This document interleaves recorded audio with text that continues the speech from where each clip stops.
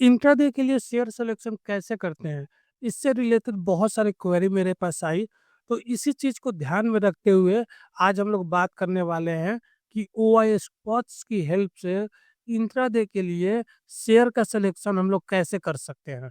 इस OI spots page पे जो भी देता है, इनकी हेल्प से मैं स्विंग ट्रेडिंग के लिए ईओडी पे स्टॉक सिलेक्शन करता हूँ।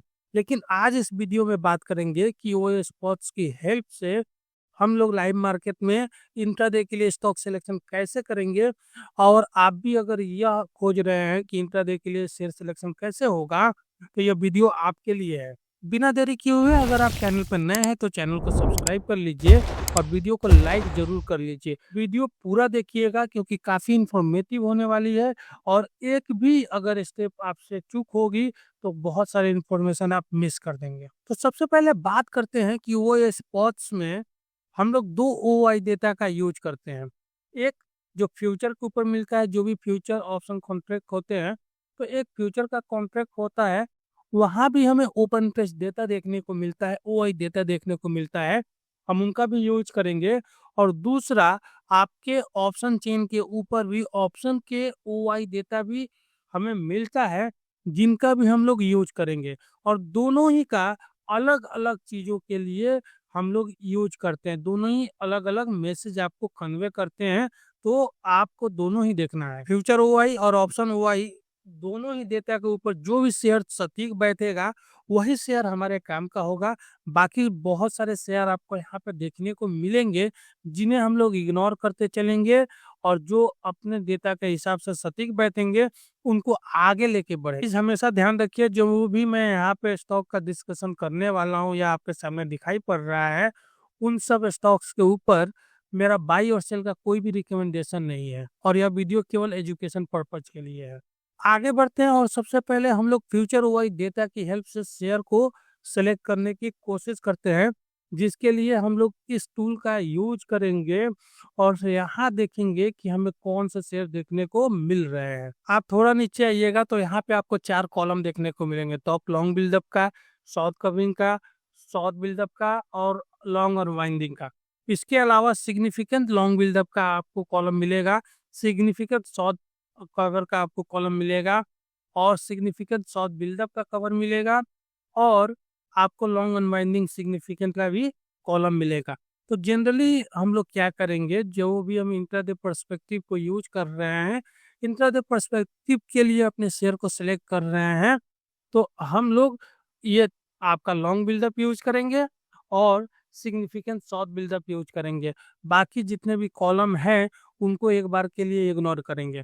अब रही बात कि हम लोग सिग्निफिकेंट लॉन्ग बिल्डअप या सिग्निफिकेंट शॉर्ट बिल्डअप ही यूज क्यों कर रहे हैं, तो ये जो बिल्डअप्स हैं, ये काफ़ी स्ट्रॉन्ग ट्रेंड को इंडिकेट करते हैं अपने आप में।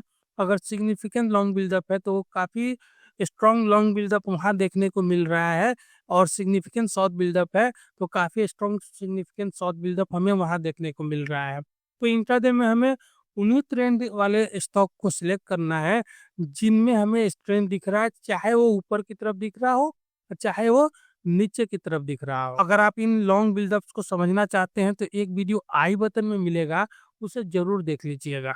तो यहाँ देखेंगे आपको कुछ शेयर इधर देखने को मिल जाएंगे टॉप सिग्निफिकेंट लॉन्ग बिल्डअप में, और कुछ शेयर आपको शॉर्ट बिल्डअप में मिल जाएंगे। इन सब शेयर को आप एक बार नोट डाउन कर सकते हैं और आगे बढ़ते हैं।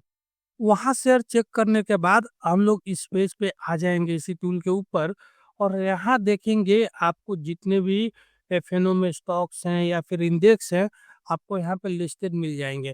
और यहाँ देखिए आपको यहाँ पे इनका ट्रेंड देखने को मिलेगा।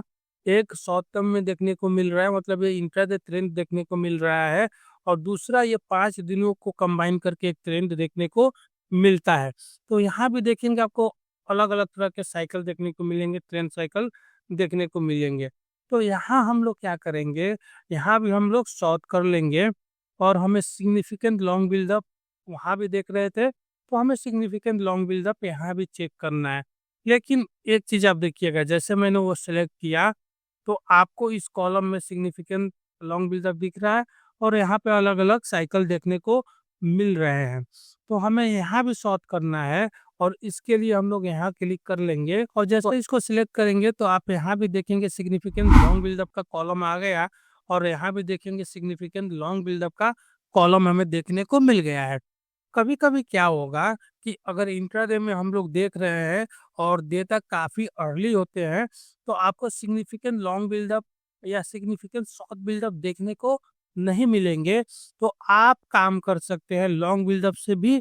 आप थोड़ा सा सिग्निफिकेंट लॉन्ग बिल्डअप से थोड़ा सा वीक ट्रेंड रहता है, लेकिन वो भी ट्रेंड है, तो उस ट्रेंड को भी लेके आप स्टॉक को सेलेक्ट कर सकते हैं। इतना करने के बाद आप देखेंगे यहाँ भी कुछ नए स्टॉक आ गए और पुराने स्टॉक भी है। जैसे टीटागढ़ हम लोग पीछे जो चेक कर रहे थे उसमें देखने को मिला था और यहाँ आप देखेंगे ये सब कुछ स्टॉक नए आ गए।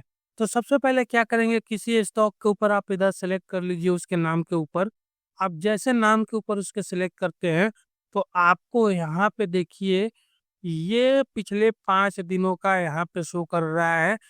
एनबीसीसी नया एफएनओ में स्टॉक है तो यहाँ पे डेटा हमारे पास कम है, इसलिए आपको 5 दिनों का डेटा शो हो रहा है।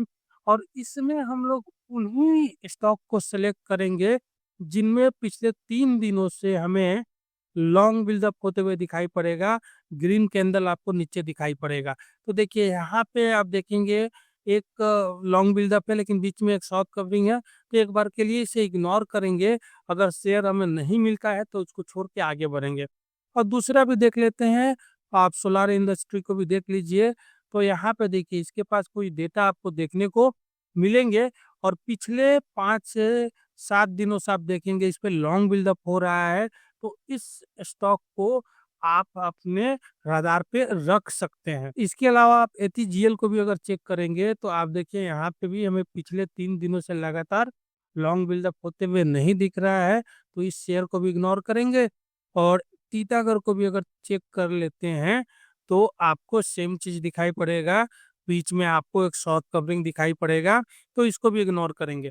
देखिए अगर आपको सिमिलर ट्रेंड साइकिल पिछले 3-4 दिनों से देखने को मिलेगा तो वो एक इंडिकेशन है कि इस पे एक ट्रेंड दिखाई पड़ रहा है, स्ट्रॉन्ग ट्रेंड चल रहा है, तो उस शेयर को ही हम लोग आगे लेके बढ़ेंगे। इसके बाद भी आपके ऊपर डिपेंड करता है, आप थोड़े से वीक शेयर पे जाना चाहेंगे तो भी आप जा सकते हैं, ये आपके ऑब्जर्वेशन के ऊपर डिपेंड करता है।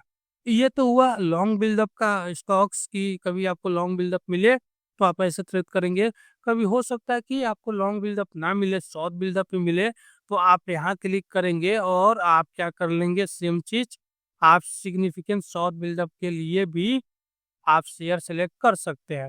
अगर आपको शॉर्ट के लिए देखना है, मार्केट अगर वीक दिखाई पड़ रहा है तो ऐसे करके आप शेयर सेलेक्ट कर सकते हैं। आपको यहाँ भी कुछ नए स्टॉक देखने को मिल गए, पुराने स्टॉक पीछे में भी था, जैसे कल्याण ज्वेलर्स था वहां पे, तो आप इस पे अगर क्लिक करके देखिए, अगर पिछले 3 दिनों से हमें शॉर्ट बिल्डअप इस पे दिखेगा तो स्टॉक हमारे काम का है, अदरवाइज एक बार के लिए इग्नोर करेंगे। यहाँ पे नहीं दिख रहा है तो इसको इग्नोर करेंगे। जोमेटो को आप देखें तो यहाँ भी पिछले 3 दिनों से शॉर्ट बिल्डअप हमें नहीं दिख रहा है, तो एक बार के लिए इग्नोर करेंगे। अगर दूसरे स्टॉक OFS को भी देखेंगे तो यहाँ भी हमें 3 दिनों से शॉर्ट बिल्डअप नहीं दिख रहा है, तो एक बार के लिए इग्नोर।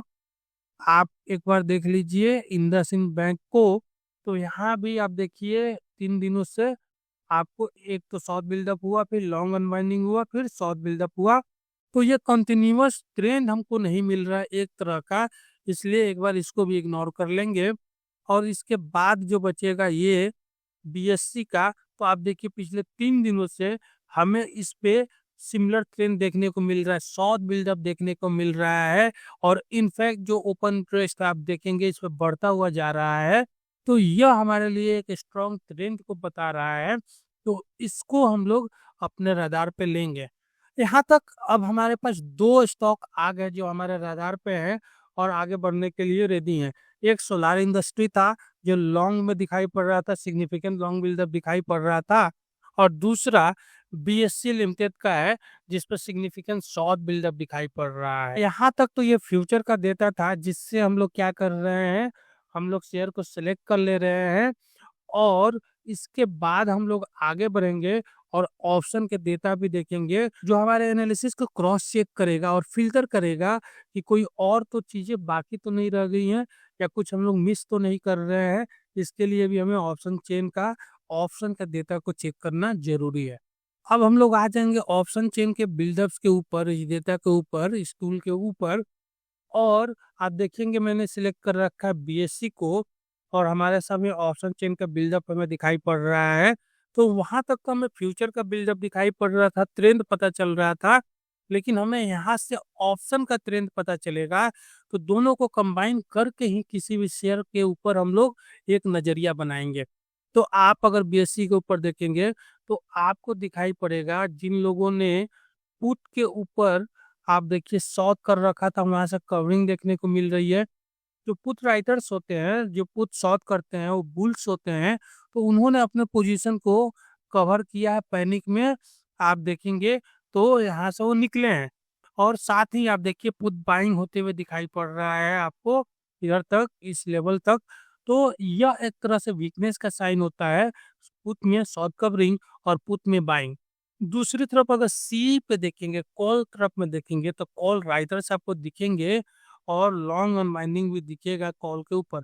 लॉन्ग जिन लोगों ने कॉल बाई कर रखा था, उन्होंने अपने पोजीशन को हल्का किया है, और शॉर्ट आप देखेंगे बढ़ा हुआ है। तो जो यहाँ भी हमें ट्रेंड दिखाई पड़ रहा है कि ऑप्शन चेन के ऊपर भी एक वीकनेस का हमें ट्रेंड दिखाई पड़ रहा है। तो इस ऑप्शन चेन डेटा वाई बिल्डअप्स को कैसे देखते हैं, एक वीडियो आपको आई बटन में मिलेगा, उसे भी जरूर आप देख लीजिएगा। एक तरह से ट्रेंड फाइंड करने के बाद स्टॉक के ऊपर हम लोग आगे चलेंगे स्टॉक के ऑप्शन चेन के ऊपर।